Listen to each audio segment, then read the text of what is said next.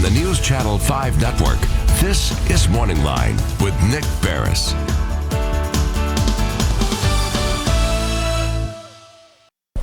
Good morning, everyone. Thanks for joining us on MorningLine. Nick Barris here with you on a Wednesday, and we've got a good show as always. And today we're going to open up the phone lines for you, and you're invited to join in the conversation, ask a question, issue a comment on medical malpractice. You know, we do this every month with local malpractice attorney Clint Kelly. Let's just introduce him right off the bat. I don't have to blather without him on camera. Good morning. Good morning to you, sir. It's good to see you. It is good to see you too. You know, we put up these rainy days because we know that March and April are right around the corner. I know.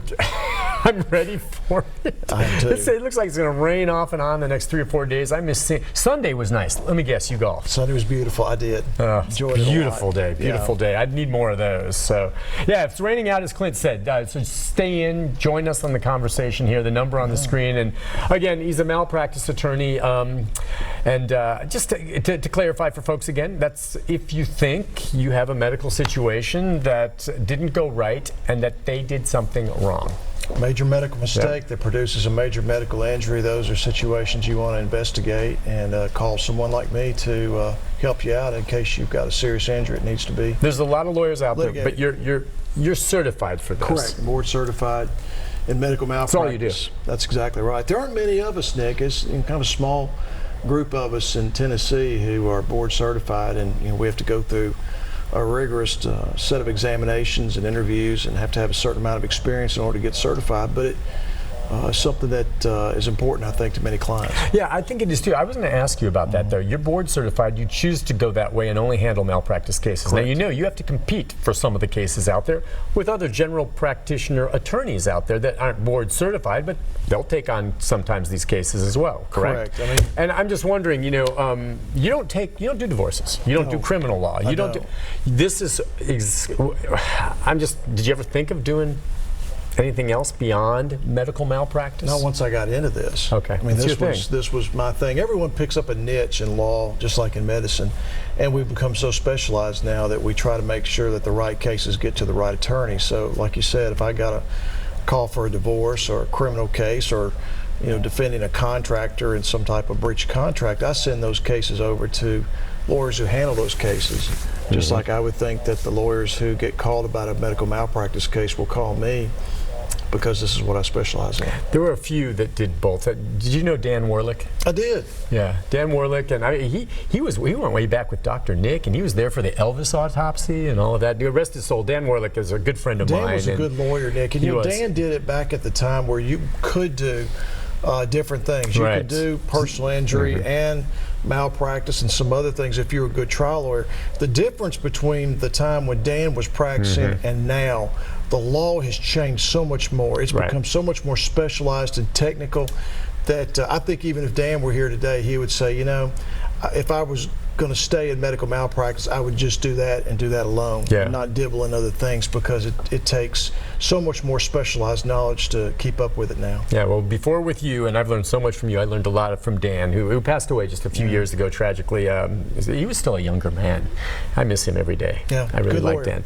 Well, listen, we're going to open up the lines, and just so you know, there have been callers who've made calls to the show with cases that you've actually taken on in the past. There were a couple last time, didn't work out because there's all kinds of issues. We always mention this, not that this came into play with the last callers. Sometimes the case fits and it doesn't, but there's statute of limitations too. Statute of limitations, you want to make sure in Tennessee you've got 1 year from the date that you discover your injury to give notice to the defendants, whether it's the doctor or hospital that you intend to sue. That 1 year is solid, Nick.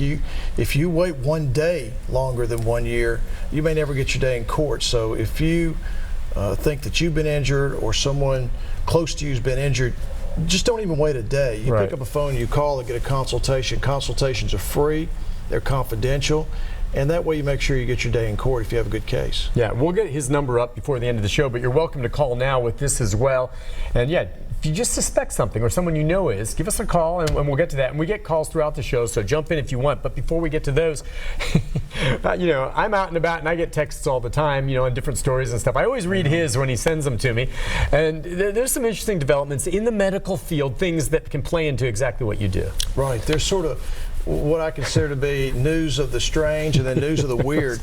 The one thing that interested me from the beginning, because I've seen these things in the past, I wonder what the cause was, is there are now a large recall of surgical staplers. Surgical staplers are used in all kinds of different procedures for just what people would think. You staple tissue together, or you staple wounds together, particularly on the inside, to close off openings, close off wounds.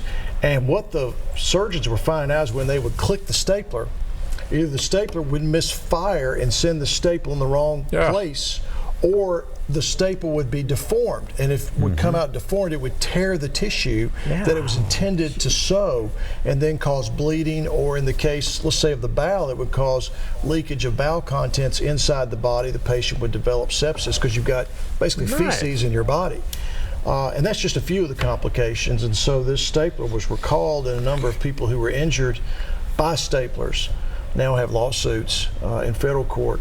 But the weird, and I still have trouble grappling this, there's a nationwide surgical gown shortage. Who would believe? You're talking about the gowns that we put in when we're pre or post-op where the back's open? Correct. And you have to put it on and you're laying back. And what do you mean? Well, not just for patients, but also for the healthcare providers. Oh, for the doctors. They have to wear gowns. Okay, yeah. And most of your gowns today are disposable. It's not like the old days where they would just go in and wash them and sterilize them and put it back on. They call them, they're like rabbit suits, okay, where you put them on, you zip up. I mean, it's like hazmat suits. Right, I gotcha. Yeah. A lot of surgeons use that today, and there is a shortage of these. And the hospitals, they're not equipped to go back to washing gowns for surgical procedures like they used to 10, 15, 20 years ago. And it's caused some real problems in the hospitals in terms of slowing the surgeries down because the doctors won't go forward. I mean, rightly so. Okay, wait, so the thinking is now that they were disposable and they're bringing them back now where they're not, and they don't have the means to clean them. Correct. I mean, remember we were talking, Nick, a few months ago about the surgical instruments that weren't being cleaned? Yes, right. Because there was a company that went out of business, actually was shut down and then went out of business because of the FDA, and that's caused a trickle-down effect in the hospitals that were using disposable instruments. Right. Because that's where the trend has been. Same with these gowns. Now that we have a shortage of disposable gowns, surgeons are having difficulty, and the hospitals are, getting them the right clothes to wear for surgeries. I mean, I can't believe this. And so some of these hospitals that have been affected by this have had to cut down their surgery schedules, which has caused a real backlog in cases. And what concerns about backlogs, Nick? That's crazy. You need to do surgery, but we can't do it because we don't have a gown to wear. What concerns with backlogs is when they try to make up for the backlog, they do too many too quick. The volume increases, and so the margin of error shrinks to There nothing. you go. It just creates more problems. Yeah. Explain to me why you have to wear a surgical gown. I guess you and I aren't going to go in dressed like this, but I mean, is there something special about surgical gowns as opposed to wearing a very clean pair of pajamas? Well, yeah, I'm just wondering from your point of view. Sure. Well, first of all, the clothes need to be sterilized. Okay. Sterilize those jammies. You can have something on your clothes itself, some kind of bacteria or virus or whatever, but also things come up. Your body is constantly shedding cells.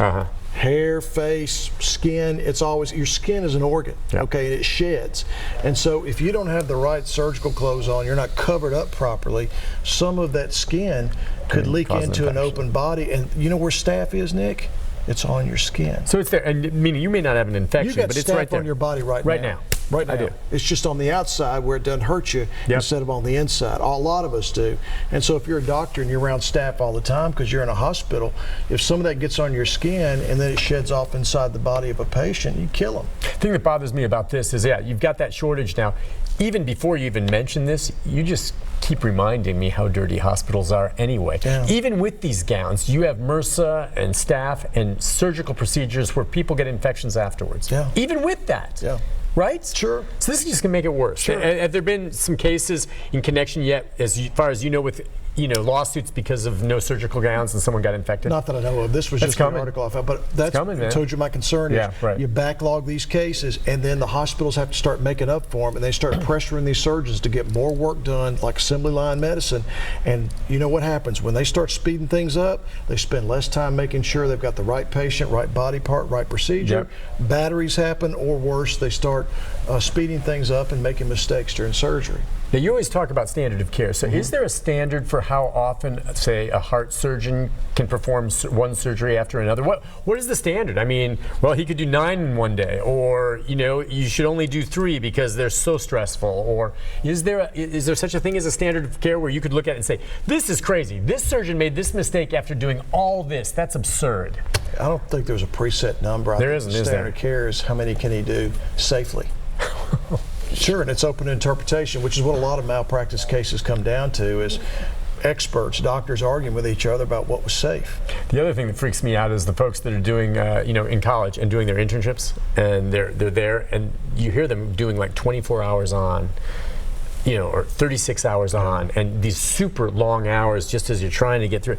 I don't want to be the patient they see at hour number 32. Exactly, or at hour 23. Right.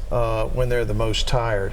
That is still seems to be. Does that still happen? I thought medical schools were dialing that back because it's absurd. Well, they have dialed it back. It used to be 36. Now they've got it down to 24. That's still crazy. And these are young kids. I know that maybe can handle staying up a bit, but anyone 24 hours straight in ER? There's something in the medical training process where they believe that they're getting more out of these interns by putting them under pressure even when they're fatigued. Right. Yeah, so, I've heard that. I mean, to me, it's slave labor. Yeah, and it's. I lose that term loosely, but what I mean by that is using someone for free. Yep. Because that's what they're doing. It's basically free work, as opposed to someone who's well rested, fresh, and ready to treat you. I'm with you, Nick. I don't want to be that 23rd hour patient. All right, on that note, let's take a break. Okay. When we come back, we've got 4 or 5 calls already waiting for you. So if you're there, stay on hold. When we come back, Clint Kelly will rip through them and see what we can answer for you right after this. Stay with us.